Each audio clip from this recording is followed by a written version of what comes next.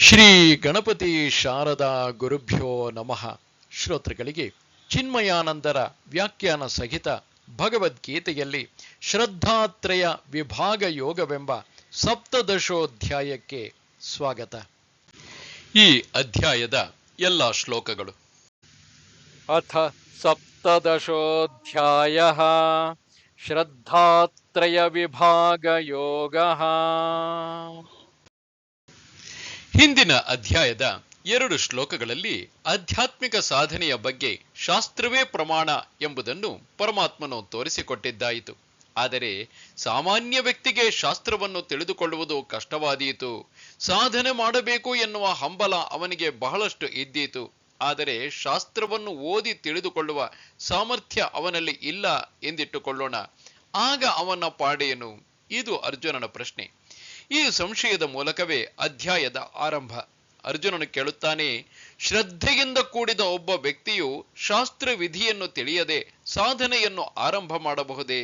ಹೇ ಕೃಷ್ಣ, ಇದು ಸರಿಯೋ ತಪ್ಪೋ ಎಂಬುದನ್ನು ನೀನೇ ಹೇಳು ಎಂದು.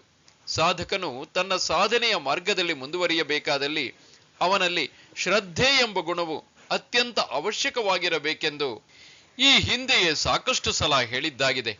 ಶ್ರದ್ಧಾರಹಿತನಿಗೆ ಜ್ಞಾನವೇ ಆಗದು ಎನ್ನುವಷ್ಟರ ತನಕ ಮಹತ್ವವನ್ನು ಈ ಶಬ್ದಕ್ಕೆ ಕೊಡಲಾಗಿತ್ತು. ಆದುದರಿಂದ ಇದೀಗ ಅರ್ಜುನನು ಪ್ರಶ್ನೆ ಕೇಳುತ್ತಿದ್ದಾನೆ, ಶಾಸ್ತ್ರ ವಿಧಿಯನ್ನು ತಿಳಿದುಕೊಳ್ಳದೆ ಶ್ರದ್ಧೆಯಿಂದ ಸಾಧನೆಯ ಮಾರ್ಗದಲ್ಲಿ ಮುಂದುವರಿಯುವುದಾದರೆ ಸಿದ್ಧಿಯು ಲಭಿಸುತ್ತದೆಯೇ ಎಂದು. ಶಾಸ್ತ್ರವನ್ನು ಸರಿಯಾದ ರೀತಿಯಲ್ಲಿ ತಿಳಿದುಕೊಳ್ಳಬೇಕಾದರೆ ಶ್ರದ್ಧೆಯು ಅತ್ಯಗತ್ಯ. ನಾವು ಯಾವುದೇ ಕಾರ್ಯಕ್ಷೇತ್ರದಲ್ಲಿ ಕೆಲಸ ಮಾಡುವುದಾದರೂ ಶ್ರದ್ಧೆಯಿಂದ ಮಾಡುವುದಾದರೆ ಮಾತ್ರ ಅದು ಯಶಸ್ವಿಯಾಗಿ ನೆರವೇರುವುದು. ಕೆಲಸ ಮಾಡುವವನಿಗೆ ಶ್ರದ್ಧೆಯು ಎಲ್ಲಿಲ್ಲದ ಉತ್ಸಾಹವನ್ನು, ಅನುಪಮ ಕ್ರಿಯಾಶೀಲತೆಯನ್ನು ಮತ್ತು ಧ್ಯೇಯವನ್ನು ಸಾಧಿಸುವೆನು ಎಂಬ ದೃಢ ನಿಶ್ಚಯವನ್ನು ಪ್ರದಾನ ಮಾಡುತ್ತದೆ.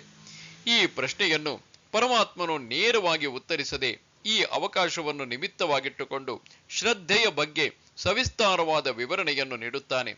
ವ್ಯಕ್ತಿಯ ಆಹಾರದಲ್ಲಿ, ಅವನು ಮಾಡುವ ಯಜ್ಞ, ದಾನ ಮತ್ತು ತಪಸ್ಸುಗಳಲ್ಲಿ 3 ರೀತಿಯ ಶ್ರದ್ಧೆಗಳಿವೆ ಎಂದು ಪರಮಾತ್ಮನು ಹೇಳುತ್ತಾನೆ.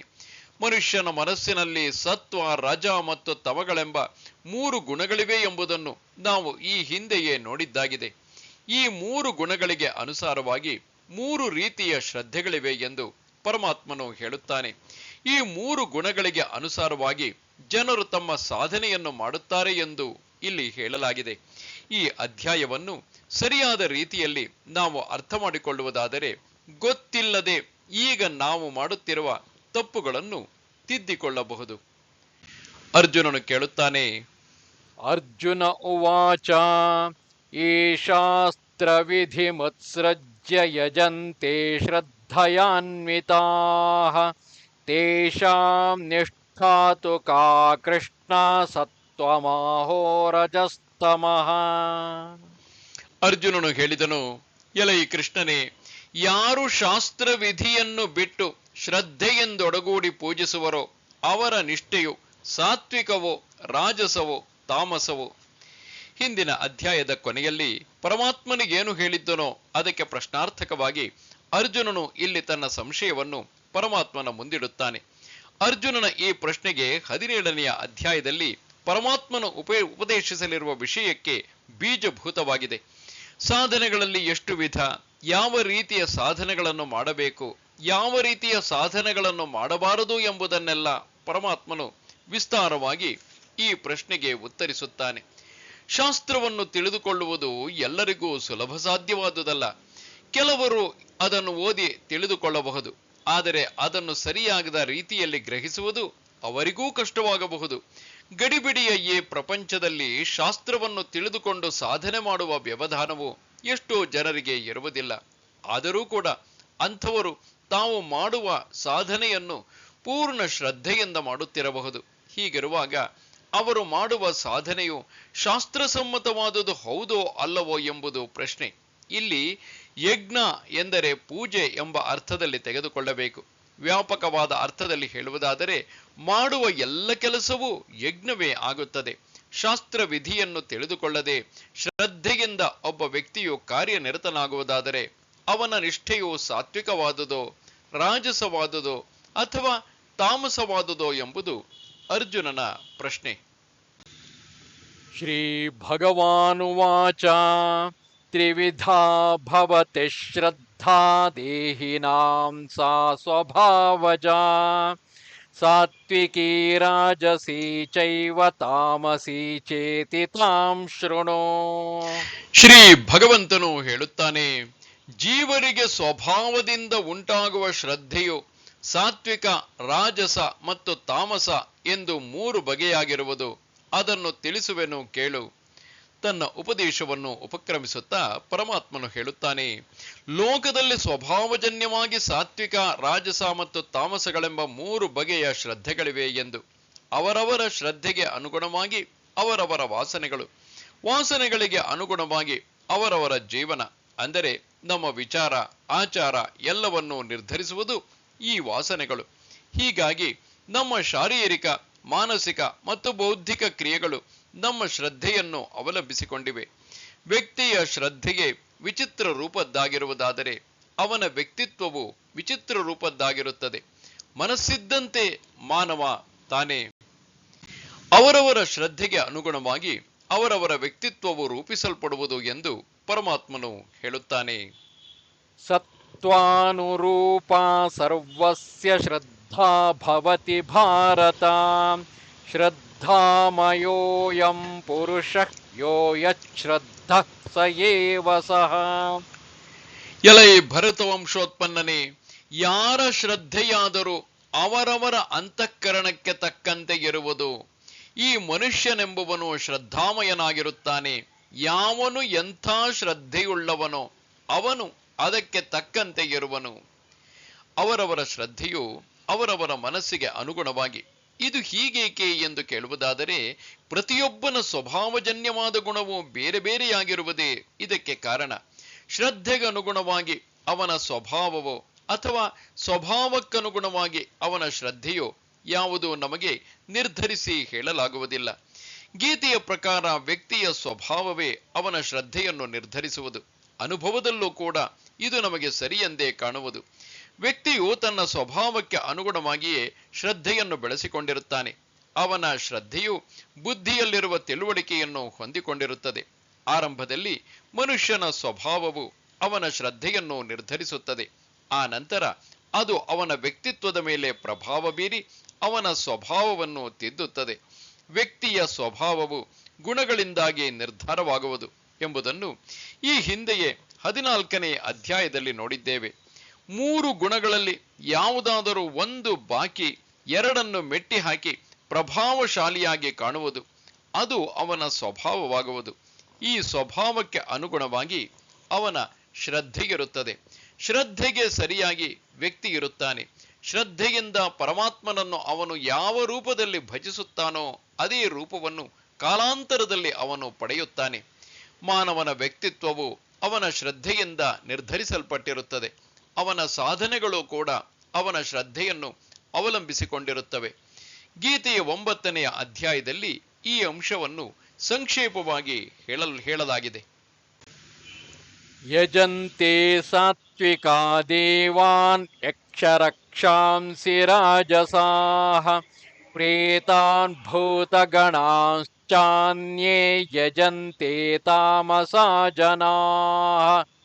ಸಾತ್ವಿಕರು ದೇವತೆಗಳನ್ನು ಪೂಜಿಸುತ್ತಾರೆ, ರಾಜಸರು ಯಕ್ಷ ರಾಕ್ಷಸರನ್ನು ಪೂಜಿಸುತ್ತಾರೆ, ಮಿಕ್ಕ ತಾಮಸರು ಪ್ರೇತ ಭೂತಗಳನ್ನು ಪೂಜಿಸುತ್ತಾರೆ. ಪ್ರತಿಯೊಬ್ಬನೂ ಕೂಡ ಜೀವನದಲ್ಲಿ ಒಂದು ಇಷ್ಟ ದೇವತೆಯನ್ನು ಪೂಜಿಸುತ್ತಿರುತ್ತಾನೆ. ಆ ಮೂಲಕ ತನ್ನ ಮನಸ್ಸಿನ ಇಷ್ಟಾರ್ಥಗಳನ್ನೆಲ್ಲ ಪೂರೈಸಿಕೊಳ್ಳಲು ಪ್ರಯತ್ನಿಸುತ್ತಾನೆ. ಆ ಪೂಜೆ ಅನ್ನುವಂಥದ್ದನ್ನು ದೇವರ ಪೂಜೆ ಎಂದು ಮಾತ್ರ ತಿಳಿಯಬಾರದು. ಇಲ್ಲಿ ಪೂಜೆ ಎಂದರೆ ತನ್ನ ಮನಸ್ಸಿನ ಧ್ಯೇಯ ಎಂಬ ಅರ್ಥದಲ್ಲಿ ತೆಗೆದುಕೊಳ್ಳಬಹುದು. ಈ ದೃಷ್ಟಿಯಿಂದ ಒಬ್ಬ ನಾಸ್ತಿಕನೂ ಕೂಡ ಪೂಜಾರಿಯಾಗುತ್ತಾನೆ. ಆಸ್ತಿಕರು ದೇವರನ್ನು ಪೂಜಿಸುವುದಾದರೆ, ನಾಸ್ತಿಕರು ತಮ್ಮ ಮನಸ್ಸು ಸದಾ ಬಯಸುತ್ತಿರುವ ವಿಷಯ ವಸ್ತುಗಳನ್ನು ಪೂಜಿಸುತ್ತಿರುತ್ತಾರೆ. ಈ ಅರ್ಥದಲ್ಲಿ ಈ ಶ್ಲೋಕವನ್ನು ತಿಳಿದುಕೊಳ್ಳಲು ಪ್ರಯತ್ನಿಸುವುದಾದರೆ ಆಗ ಅದರ ಸರಿಯಾದ ಅರ್ಥವನ್ನು ಗ್ರಹಿಸಲು ಸಾಧ್ಯವಾಗುವುದು. ಸತ್ವಗುಣ ಸಂಪನ್ನರು ದೇವತೆಗಳನ್ನು ಪೂಜಿಸುತ್ತಾರೆ ಎಂದು ಇಲ್ಲಿ ಹೇಳಿದೆ. ಅರ್ಥಾತ್ ಅವರ ಮನಸ್ಸು ಒಳ್ಳೆಯ ಗುಣಗಳನ್ನು ಹೊಂದಿರುವುದರಿಂದ ಇನ್ನೂ ಒಳ್ಳೆಯದಾಗಬೇಕು ಎಂದು ಹಂಬಲಿಸುತ್ತಾ ತಮಗಿಂತ ಹೆಚ್ಚಿನ ಸದ್ಗುಣಗಳುಳ್ಳ ದೇವತೆಗಳನ್ನೇ ಆರಾಧಿಸುತ್ತಾರೆ. ರಾಜಸ ಗುಣವುಳ್ಳವರು ಯಕ್ಷ ರಾಕ್ಷಸರನ್ನು ಪೂಜಿಸುತ್ತಾರೆ ಎಂದು ಇಲ್ಲಿ ಹೇಳಿದೆ. ಇವರು ಕರ್ಮಠರು. ಮನಸ್ಸಿನ ತುಂಬಾ ಯೋಜನೆಗಳನ್ನು ಹಾಕಿಕೊಂಡು ಅವನ್ನು ಸಾಧಿಸುವುದಕ್ಕಾಗಿ ಕಾತುರರಾಗಿರುತ್ತಾರೆ. ಇಂಥವರು ತಮ್ಮ ಕಾರ್ಯ ಸಾಧನೆಗಾಗಿ ಯಕ್ಷ ರಾಕ್ಷಸರನ್ನೇ ಆರಾಧಿಸಬೇಕಾಗುತ್ತದೆ. ಯಕ್ಷರಲ್ಲಿರುವ ಸಂಪತ್ತು, ರಾಕ್ಷಸರಲ್ಲಿರುವ ಶಕ್ತಿ ಸಾಮರ್ಥ್ಯ ಇವೆರಡೂ ಅವರಿಗೆ ಅತ್ಯವಶ್ಯಕವಾಗಿರುವುದು. ಸಂಕ್ಷೇಪದಲ್ಲಿ ಹೇಳುವುದಾದರೆ ಭಕ್ತನ ಮನಸ್ಸು ತನ್ನ ಇಷ್ಟಾರ್ಥವನ್ನು ಪೂರೈಸಿಕೊಳ್ಳುವುದಕ್ಕಾಗಿ ಅಂತಹುದೇ ಇಷ್ಟದೇವತೆಯನ್ನು ಅದು ಪೂಜಿಸುತ್ತದೆ. ಉದಾಹರಣೆಗೆ, ಬಟ್ಟೆ ತೆಗೆದುಕೊಳ್ಳಬೇಕು ಎಂಬ ಮನಸ್ಸುಳ್ಳವರು ಪುಸ್ತಕದ ಅಂಗಡಿಗೆ ಖಂಡಿತ ಹೋಗಲಿಕ್ಕಿಲ್ಲ. ಅವರವರ ಮನಸ್ಸಿನ ಶ್ರದ್ಧೆಗೆ ಅನುಗುಣವಾಗಿ ಅವರವರ ಇಷ್ಟ ದೇವತೆಗಳು.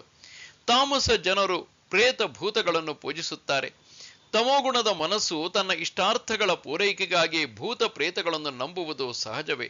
ಸಮಾಜದಲ್ಲಿ ಇರುವ ಗೂಂಡಾಗಳು ಕೂಡ ಒಂದು ರೀತಿಯ ಪ್ರೇತಗಳೇ. ಎಷ್ಟೋ ಜನರು ಈ ಗೂಂಡಾಗಳನ್ನು ನಂಬಿಕೊಂಡು ತಮ್ಮ ಕಾರ್ಯಸಾಧನೆಗಳನ್ನು ಪೂರೈಸಿಕೊಳ್ಳುತ್ತಾರೆ. ಗೀತೆಯ 7ನೆಯ ಮತ್ತು 9ನೆಯ ಅಧ್ಯಾಯಗಳಲ್ಲಿ ಈ ವಿಷಯವು ಬಂದಿತ್ತು. ಇಂದಿನ ಯುವಕರಿಗೆ ಭೂತ ಪ್ರೇತಗಳು ಇವೆಯೇ ಎಂಬ ಸಂಶಯವೂ ಇರಬಹುದು. ಗೀತೆಯನ್ನು ಅಧ್ಯಯನ ಮಾಡುವಲ್ಲಿ ಇವೆಲ್ಲ ಅನಾವಶ್ಯಕವಾದ ಪ್ರಶ್ನೆಗಳು. ಮನುಷ್ಯನ ಮನಸ್ಸು ತನ್ನ ಸ್ವಭಾವಕ್ಕೆ ಅನುಗುಣವಾಗಿ ಒಂದೊಂದು ದೇವತೆಯನ್ನು ಹಿಡಿಯುತ್ತದೆ ಎಂಬ ಅಂಶವನ್ನಷ್ಟೇ ನಾವು ಇಲ್ಲಿ ಗ್ರಹಿಸಬೇಕು. ಇದನ್ನು ಹೀಗೆ ಅರ್ಥ ಮಾಡಿಕೊಳ್ಳೋಣ. ದೇವತೆಗಳು ಎಂದರೆ ಒಳ್ಳೆಯವರು, ಯಕ್ಷ ರಾಕ್ಷಸರು ಎಂದರೆ ತುಂಬಾ ಸಂಪತ್ತುಳ್ಳವರು ಮತ್ತು ಶಕ್ತಿವಂತರು, ಪ್ರೇತ ಭೂತಗಳು ಎಂದರೆ ವಿಚಾರರಹಿತ ಗೂಂಡಾಗಳು ಎಂದು. ಸಾತ್ವಿಕ ಜನರು ಒಳ್ಳೆಯವರನ್ನು, ರಾಜಸ ಜನರು ಶಕ್ತಿ ಮತ್ತು ಸಂಪತ್ತುಳ್ಳವರನ್ನು ಮತ್ತು ತಾಮಸ ಜನರು ಕ್ರೂರ ಜನರನ್ನು ತಮ್ಮ ಕಾರ್ಯಸಾಧನೆಗಳಿಗಾಗಿ ಅವಲಂಬಿಸಿರುತ್ತಾರೆ. ವ್ಯಕ್ತಿಯ ಕಾರ್ಯಕ್ಷೇತ್ರವನ್ನು ನೋಡಿ ಅವನು ಯಾವ ವರ್ಗಕ್ಕೆ ಸೇರಿದವನು ಎಂಬುದನ್ನು ನಾವು ನಿರ್ಧರಿಸಬಹುದು. ತಾಮಸ ವೃತ್ತಿಯುಳ್ಳ ಜನರು ತಮ್ಮ ಇಷ್ಟ ದೇವತೆಯನ್ನು ಹೇಗೆ ಪೂಜಿಸುತ್ತಾರೆ ಎಂಬುದನ್ನು ಕೇಳಿ. ಅಶಾಸ್ತ್ರವಿಹಿತಂ ಘೋರಂ ತಪ್ಯಂತೆ ಯೇ ತಪೋ ಜನಾಃ ದಂಭಾಹಂಕಾರ ಸಂಯುಕ್ತಾಃ ಕಾಮರಾಗ ಬಲಾನ್ವಿತಾಃ. ಶಾಸ್ತ್ರ ವಿಧಿಯಿಲ್ಲದೆ ಯಾರು ತೋರಿಕೆಗಾಗಿ ದಂಭಾಹಂಕಾರಗಳಿಂದ ಕೂಡಿದ ಬಲದಿಂದ ಜನರಿಗೆ ತೊಂದರೆಯನ್ನು ಉಂಟು ಮಾಡಬೇಕು ಎನ್ನುವ ಉದ್ದೇಶದಿಂದ ತಪಸ್ಸನ್ನು ಮಾಡುತ್ತಿರುವರೋ, ಕರ್ಷಯಂತಃ ಶರೀರಸ್ಥಂ ಭೂತಗ್ರಾಮಮಚೇತಸಃ ಮಾಂ ಚೈವಾಂತಃ ಶರೀರಸ್ಥಂ ತಾನ್ ವಿದ್ಯಾಸುರ ನಿಶ್ಚಯಾನ್. ಯಾರು ಶರೀರದಲ್ಲಿರುವ ಇಂದ್ರಿಯಗಳ ಸಮೂಹವನ್ನು ಕೃಶಗೊಳಿಸುತ್ತಾ ಶರೀರದೊಳಗಿನ ನನ್ನನ್ನು ಸೊರಗಿಸುತ್ತಿರುವರೋ ಆ ತಿಳಿಗೇಡಿಗಳನ್ನು ಆಸುರ ಶ್ರದ್ಧೆಯುಳ್ಳವರು ಎಂದು ತಿಳಿದುಕೋ. ಸಾಧನೆಯ ಮಾರ್ಗದಲ್ಲಿ ಹೆಚ್ಚಿನ ಆತುರ ಒಳಿತಲ್ಲ. ಸಾಧನೆಯಲ್ಲಿ ಗಡಿಬಿಡಿಯನ್ನು ಮಾಡುವವರಿಗೆ ಪೂರ್ಣ ಫಲವು ಲಭಿಸದು. ಸಾಮಾನ್ಯವಾಗಿ ಎಷ್ಟೋ ಜನರು ಹೀಗೆ ಮಾಡುವವರಿದ್ದಾರೆ. ಸಾಧಕರಿಗೆ ಈ ಪರಿಸ್ಥಿತಿ ಒದಗಬಾರದು ಎಂದೇ ಪರಮಾತ್ಮನು ಇಲ್ಲಿ ಸರಿಯಾದ ಸಾಧನೆಯ ಮಾರ್ಗವನ್ನು ವಿವರಿಸುತ್ತಿರುವುದು. ಶರೀರಕ್ಕೆ ಕಷ್ಟವನ್ನು ಕೊಟ್ಟು ವ್ರತವನ್ನು ಆಚರಿಸುವ ವಿಧಾನ ನಮ್ಮಲ್ಲಿ ಬಳಕೆಗೆ ಬಂದಿದೆ. ಅಧಮ ಅಧಿಕಾರಿಗಳಿಗೆ ಇದನ್ನು ಹೇಳಿರುವುದು. ಆದರೆ ಅಷ್ಟನ್ನು ಮಾತ್ರ ಮಾಡುವುದರಿಂದ ಆತ್ಮಜ್ಞಾನವಾಗುತ್ತದೆ ಎಂದು ಎಲ್ಲೂ ಹೇಳಲಿಲ್ಲ. ನಾವು ಮಾಡುವ ಸಾಧನೆಗಳು ಎಲ್ಲವೂ ಶಾಸ್ತ್ರವಿಹಿತವಾಗಿರಬೇಕು. ಕೆಲವರು ತೋರಿಕೆಗಾಗಿ ಶರೀರಕ್ಕೆ ಮತ್ತು ಪ್ರಾಣಿಗಳಿಗೆ ಹಿಂಸೆಯನ್ನು ಕೊಡುವಂತಹ ಕಠಿಣ ತರಹದ ತಪಸ್ಸನ್ನು ಆಚರಿಸುವುದುಂಟು. ಇದು ಶಾಸ್ತ್ರವಿಹಿತವೂ ಅಲ್ಲ ಮತ್ತು ಅತ್ಯಂತ ಘೋರವಾದುದು ಎಂದು ಪರಮಾತ್ಮನೇ ಹೇಳುತ್ತಾನೆ. ಅಂತಹವರಿಗೆ ನಿಜವಾದ ಸಾಧನೆ ಮಾಡುವ ಅರ್ಹತೆ ಇರುವುದಿಲ್ಲ. ಕಾಮಕ್ರೋಧಗಳನ್ನು ಒಳಗೆ ಬಚ್ಚಿಟ್ಟುಕೊಂಡು ಪ್ರಾಪಂಚಿಕ ವಸ್ತುಗಳನ್ನು ಬಯಸುತ್ತಾ ಕಟ್ಟುನಿಟ್ಟಾದ ಉಪವಾಸವನ್ನು ಮಾಡುವುದರಿಂದ ಏನೇನೂ ಪ್ರಯೋಜನವಿಲ್ಲ. ಈ ರೀತಿಯ ತಪಸ್ಸಿನಿಂದ ಅವರಿಗೆ ಸ್ವಲ್ಪ ಶಕ್ತಿಯು ಲಭಿಸಿತು ಎಂದಿಟ್ಟುಕೊಳ್ಳೋಣ. ಅದನ್ನೂ ಅವರು ದುರ್ವ್ಯಯಗೊಳಿಸಿ ಹೆಚ್ಚಿನ ಅಶಾಂತಿಯನ್ನೇ ಮಾಡಿಕೊಳ್ಳುತ್ತಾರೆ. ಪುರಾಣದಲ್ಲಿ ಬರುವ ರಾಕ್ಷಸರ ಜೀವನ ಇದಕ್ಕೆ ಒಪ್ಪುವ ಉದಾಹರಣೆಗಳು. ಈ ರೀತಿಯ ತಪಸ್ಸಿನಿಂದ ಅವರು ಶರೀರ ಮತ್ತು ಪಂಚಪ್ರಾಣಗಳಿಗೆ ಮಾತ್ರ ಕಷ್ಟ ಕೊಡುವುದಲ್ಲ, ಹೃದಯವಾಸಿಯಾದ ಪರಮಾತ್ಮನಿಗೂ ಕಷ್ಟ ಕೊಡುತ್ತಾರೆ. ಅಂದರೆ ಅಂತಹ ಕಠಿಣ ತರಹದ ಸಾಧನೆಗಳಿಂದ ಜೀವನಿಗೆ ಬಹಳ ಕಷ್ಟವಾಗುತ್ತದೆ ಎಂದು ಅರ್ಥ. ಎಲ್ಲದರಲ್ಲಿಯೂ ಒಂದು ಮಿತಿ ಇರಬೇಕು. ಮಿತಿ ತಪ್ಪಿದ ತಪಸ್ಸು ಆತ್ಮ ವಿನಾಶಕಾರಿ. ಇಂದ್ರಿಯಗಳನ್ನು ಹತೋಟಿಯಲ್ಲಿ ಇಟ್ಟುಕೊಳ್ಳುವುದಕ್ಕೆ ತಪಸ್ಸು ಎನ್ನುವುದು. ಇಂದ್ರಿಯಗಳನ್ನು ಹಿಡಿದಿಟ್ಟುಕೊಳ್ಳುವುದಲ್ಲ, ಹಿಡಿದಿಟ್ಟುಕೊಳ್ಳುವುದಕ್ಕಲ್ಲ. ಈಗ ಮುಂದಿನ ಶ್ಲೋಕಗಳಲ್ಲಿ ಆಹಾರ, ಪೂಜೆ, ತಪಸ್ಸು ಮತ್ತು ದಾನ ಇವುಗಳನ್ನು ಹೇಗೆ ಮಾಡಬೇಕು ಎಂಬುದನ್ನು ಪರಮಾತ್ಮನು ತೋರಿಸಿಕೊಡುತ್ತಾನೆ. ಆಹಾರಸ್ತ್ವಪಿ ಸರ್ವಸ್ಯ ತ್ರಿವಿಧೋ ಭವತಿ ಪ್ರಿಯಃ ಯಜ್ಞಸ್ತಪಸ್ತಥಾ ದಾನಂ ತೇಷಾಂ ಭೇದಮಿಮಂ ಶೃಣು. ಪ್ರತಿಯೊಬ್ಬನಿಗೆ ಬೇಕೆನಿಸುವ ಆಹಾರವು ಯಜ್ಞ, ದಾನ, ತಪಸ್ಸುಗಳು 3 ಬಗೆಯಾಗಿರುವವು. ಅವುಗಳ ವಿಂಗಡಣೆಯನ್ನು ಹೇಳುವೆನು ಕೇಳು. ವ್ಯಕ್ತಿಯ ಮನಸ್ಸಿನಲ್ಲಿರುವ ಗುಣಗಳು ಅವನ ಆಹಾರ, ವಿಚಾರ ಮತ್ತು ನಡತೆಯನ್ನು ನಿರ್ಧರಿಸುತ್ತವೆ. ಎಲ್ಲಿಯ ತನಕ ಎಂದರೆ ಒಬ್ಬ ವ್ಯಕ್ತಿಯ ಆಹಾರಾಭ್ಯಾಸವನ್ನು ನೋಡಿ ಅವನಲ್ಲಿ ಇಂಥದ್ದೇ ಗುಣ ಇದೆ ಎಂದು ನಿರ್ಧರಿಸಬಹುದು. ಯಜ್ಞ, ದಾನ, ತಪಸ್ಸುಗಳಲ್ಲೂ 3 ರೀತಿ ಇವೆ ಎಂದು ಪರಮಾತ್ಮನು ಇಲ್ಲಿ ಹೇಳುತ್ತಾನೆ. ಮಾನವನ ಅಂತಃಕರಣವನ್ನು ಮತ್ತು ಅದು ವ್ಯಕ್ತಗೊಳ್ಳುವ ರೀತಿಯನ್ನು ಅವನಲ್ಲಿರುವ ಗುಣಗಳಿಗೆ ಸರಿಯಾಗಿ ಇಲ್ಲಿ ವಿಶ್ಲೇಷಿಸಲಾಗಿದೆ. ಈ ಶ್ಲೋಕಗಳ ಮೂಲಕ ನಾವು ಇನ್ನೊಬ್ಬರನ್ನು ಅಳೆಯಲು ಪ್ರಯತ್ನಿಸಬಾರದು. ನಮ್ಮ ಮನಸ್ಸನ್ನು ನಾವು ತಿಳಿದುಕೊಳ್ಳಲು ಪ್ರಯತ್ನಿಸಬೇಕು. ನಾವು ಎಲ್ಲಿ ತಪ್ಪಿಬಿದ್ದಿದ್ದೇವೆ ಎಂಬುದನ್ನು ತಿಳಿದು ನಮ್ಮನ್ನು ನಾವು ತಿದ್ದಿಕೊಳ್ಳಲು ಪ್ರಯತ್ನಿಸೋಣ. ಮುಂದಿನ 3 ಶ್ಲೋಕಗಳಲ್ಲಿ ಆಹಾರ ಸೇವನೆಯನ್ನು 3 ಗುಣಗಳಿಗೆ ಅನುಗುಣವಾಗಿ ಪರಮಾತ್ಮನು ವಿಶ್ಲೇಷಿಸುತ್ತಾನೆ. ಆಯುಸ್ಸತ್ವಬಲಾರೋಗ್ಯ ಸುಖ ಪ್ರೀತಿ ವಿವರ್ಧನಾಃ ರಸ್ಯಾ ಸ್ನಿಗ್ಧಾ ಸ್ಥಿರಾ ಹೃದ್ಯಾ ಆಹಾರ ಸಾತ್ವಿಕ ಪ್ರಿಯಾಃ. ಆಯುಸ್ಸನ್ನು, ಸತ್ವಗುಣವನ್ನು, ಬಲವನ್ನು, ಆರೋಗ್ಯವನ್ನು, ಸುಖವನ್ನು, ಸಂತೋಷವನ್ನು ಹೆಚ್ಚಿಸುವ ಮತ್ತು ಸವಿಯಾಗಿ, ಜಿಡ್ಡಾಗಿ, ಸಾರವುಳ್ಳವಾಗಿ, ಮನೋಹರವಾಗಿಯೂ ಇರುವ ಆಹಾರಗಳು ಸಾತ್ವಿಕರಿಗೆ ಪ್ರಿಯವಾದವುಗಳು. ಸತ್ವಗುಣ ಸಂಪನ್ನರು ಅವರ ಆಯುಷ್ಯವನ್ನು, ಬಲವನ್ನು, ವೀರ್ಯವನ್ನು, ಆರೋಗ್ಯವನ್ನು ಹೆಚ್ಚಿಸುವಂಥ ಆಹಾರವನ್ನು ಸೇವಿಸುತ್ತಾರೆ. ಸಾಧನೆಯ ಮಾರ್ಗದಲ್ಲಿ ಮುಂದುವರಿಯಲು ಸಾಧ್ಯವಾಗುವಂತಹ ಆಹಾರವನ್ನೇ ಅವರು ಬಯಸುತ್ತಾರೆ. ತಮಗೆ ಪ್ರೀತಿ ಹಾಗೂ ಸುಖವನ್ನು ಕೊಡುವಂತಹ ಆಹಾರ ಪದಾರ್ಥಗಳನ್ನು ಅವರು ಸೇವಿಸುತ್ತಾರೆ. ನಾವು ತಿನ್ನುವ ಆಹಾರದಿಂದ ನಮ್ಮ ಮನಸ್ಸಿನ ಮೇಲೆ ಬಹಳಷ್ಟು ಪರಿಣಾಮವಾಗುತ್ತದೆ. ಸತ್ವಗುಣವನ್ನು ಬಯಸುವವರು ಸಾತ್ವಿಕ ಆಹಾರವನ್ನೇ ಸೇವಿಸಬೇಕು. ಅಂದರೆ ಅದು ಅವರ ಸಾಧನೆಗೆ ಸಹಾಯವಾಗುತ್ತದೆ. ಪ್ರಾಣಿಗಳು ಒಂದೊಂದು ಸಲ ತಮ್ಮ ಆಹಾರ ಪದ್ಧತಿಯನ್ನು ಬದಲಾಯಿಸಿಕೊಳ್ಳುವುದನ್ನು ನಾವು ನೋಡಿದ್ದೇವೆ. ಅವುಗಳ ಶರೀರದ ಆರೋಗ್ಯ ಕೆಟ್ಟು ಹೋದಾಗ ನಾಯಿ, ಬೆಕ್ಕುಗಳು ಹಸಿರು ಹುಲ್ಲನ್ನು ತಿನ್ನುವುದನ್ನು ನಾವು ನೋಡುತ್ತೇವೆ. ಗರ್ಭಿಣಿ ಸ್ತ್ರೀಯರು ಕೂಡ ಒಂದೊಂದು ಸಲ ತರಹದ ರುಚಿಗಳನ್ನು ಬೆಳೆಸಿಕೊಳ್ಳುವುದುಂಟು. ಇದರ ಅರ್ಥವೇನೆಂದರೆ ನಮ್ಮ ಮನಸ್ಸು ತನ್ನ ಗುಣಕ್ಕೆ ಸರಿಯಾಗಿ ಆಹಾರವನ್ನು ಸೇವಿಸುತ್ತದೆ ಎಂದು. ಇನ್ನು ರಜೋಗುಣ ಸಂಪನ್ನರು ಯಾವ ತರಹದ ಆಹಾರವನ್ನು ಸೇವಿಸುತ್ತಾರೆ ಎಂದರೆ ಚಕ್ವಂ ಲಲವಣಾತ್ಯುಷ್ಣ ತೀಕ್ಷ್ಣ ರೋಕ್ಷವಿದಾಹಿನಃ ಆಹಾರ ರಾಜಸಸ್ಯೇಷ್ಠ ದುಃಖ ಶೋಕಮಯ ಪ್ರದಾಃ. ಬಲು ಕಹಿಯಾಗಿ, ಬಲು ಹುಳಿಯಾಗಿ, ಬಲು ಉಪ್ಪಾಗಿ, ಬಲು ಬಿಸಿಯಾಗಿ, ಬಲು ಖಾರವಾಗಿ, ಬಲು ಸೀಕಲಾಗಿ, ಅತಿಯಾಗಿ ಹುರಿದು ಸುಡುತ್ತಿರುವವಾಗಿ, ಸಂಕಟವನ್ನು, ಶೋಕವನ್ನು, ರೋಗವನ್ನು ತರುವ ಆಹಾರಗಳು ರಾಜಸರಿಗೆ ಬೇಕಾದವುಗಳು. ರಜೋಗುಣಿಗಳಿಗೆ ನಾಲಿಗೆಯ ಚಪಲ ಜಾಸ್ತಿ. ಅವರಿಗೆ ಆಹಾರವು ಅತ್ಯಂತ ಖಾರ, ಹುಳಿಯಾಗಿರಬೇಕು. ಈ ರೀತಿಯ ಆಹಾರವು ಮನಸ್ಸನ್ನು ಬಡಿದೆಬ್ಬಿಸುವುದು ಸಹಜ. ಇಂತಹವರಿಗೆ ಕೆಲಸ ಮಾಡುವಲ್ಲಿ ಹೆಚ್ಚಿನ ಸ್ಫೂರ್ತಿ, ಉತ್ಸಾಹ ಸಿಗುವುದು. ಆದರೆ ಅದನ್ನು ಸರಿಯಾದ ರೀತಿಯಲ್ಲಿ ವಿನಿಯೋಗಿಸುವ ತಾಳ್ಮೆ ಅವರಲ್ಲಿ ಇಲ್ಲದಿರುವುದರಿಂದ ಅವರಿಗೆ ದುಃಖ, ಅಶಾಂತಿಗಳೇ ಪ್ರಾಪ್ತಿಯಾಗುವವು. ಆಹಾರವನ್ನು ಬದಲಾಯಿಸುವುದರಿಂದ ಮನಸ್ಸಿನ ವಿಚಾರ ಶೈಲಿಯನ್ನು ಬದಲಾಯಿಸಲು ಸಾಧ್ಯವಾಗುತ್ತದೆಯೇ ಎಂದು ಯಾರಿಗಾದರೂ ಅನ್ನಿಸಬಹುದು. ಇವು ಪರಸ್ಪರ ಸಂಬಂಧವುಳ್ಳಂಥವು ಎಂಬುದಂತೂ ಸತ್ಯ. ಮನಸ್ಸಿನ ಗುಣಗಳನ್ನು ಬದಲಾಯಿಸಿಕೊಂಡಾಗ ಆಹಾರದ ಬಗೆಗಿನ ನಮ್ಮ ರುಚಿ ತಾನಾಗಿ ಬದಲಾಗುತ್ತದೆ. ಇನ್ನು ತಾಮಸ ಜನರು ಯಾವ ತರಹದ ಆಹಾರವನ್ನು ಬಯಸುತ್ತಾರೆ? ಯಾತಯಾಮಂ ಗತರಸಂ ಪೂತಿಪರ್ಯುಷಿತಂ ಚ ಯತ್ ಉಚ್ಚಿಷ್ಟಮಪಿ ಚಾಮೇಧ್ಯಂ ಭೋಜನಂ ತಾಮಸ ಪ್ರಿಯಂ. ಅರ್ಧ ಬೆಂದಿರುವ ಸವಿ ಇಲ್ಲದ ದುರ್ವಾಸನೆಯಿಂದ ಕೂಡಿದ ತಂಗಳಾದ ಉಂಡು ಮಿಕ್ಕಿರುವ ದೇವರಿಗೆ ಅರ್ಪಿಸುವುದಕ್ಕೆ ತಕ್ಕದ್ದಲ್ಲದ ಭೋಜನವು ಯಾವುದೋ ಅದು ತಾಮಸರಿಗೆ ಪ್ರಿಯವಾದುದು. ಒಂದು ದಿವಸವನ್ನು ಶಾಸ್ತ್ರದಲ್ಲಿ 8 ಯಾಮಗಳಾಗಿ ವಿಭಜಿಸಿದ್ದಾರೆ. ಹೀಗೆ ಒಂದು ಯಾಮವೆಂದರೆ 3 ಗಂಟೆಗಳಾಗುವುದು. ಆಹಾರವನ್ನು ತಯಾರಿಸಿ 3 ಗಂಟೆಗಳಾದ ಮೇಲೆ ಅದು ತನ್ನ ಸತ್ವವನ್ನೆಲ್ಲ ಕಳೆದುಕೊಂಡು ತಣ್ಣಗಾಗಿರುತ್ತದೆ.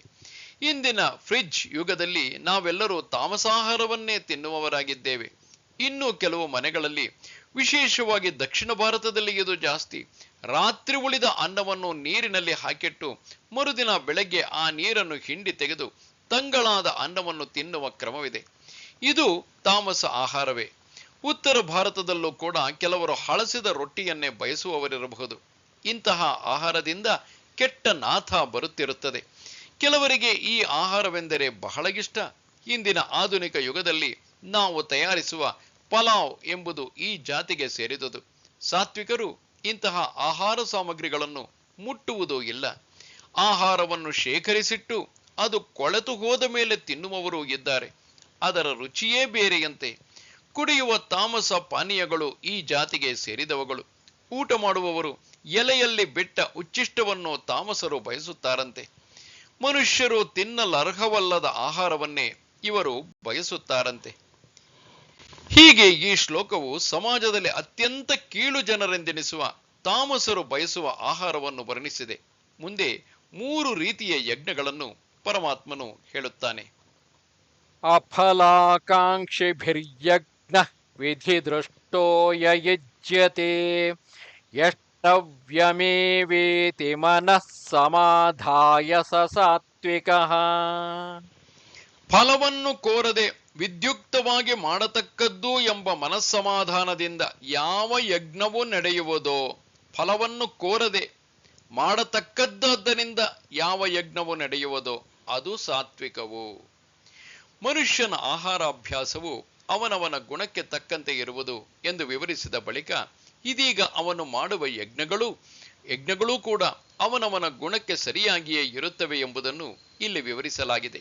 ಶುದ್ಧಾಂತಃಕರಣವಿರುವ ವ್ಯಕ್ತಿಗಳು ಫಲಾಸಕ್ತಿಯನ್ನು ಬಿಟ್ಟೇ ಕೆಲಸಕ್ಕೆ ಇಳಿಯುತ್ತಾರೆ.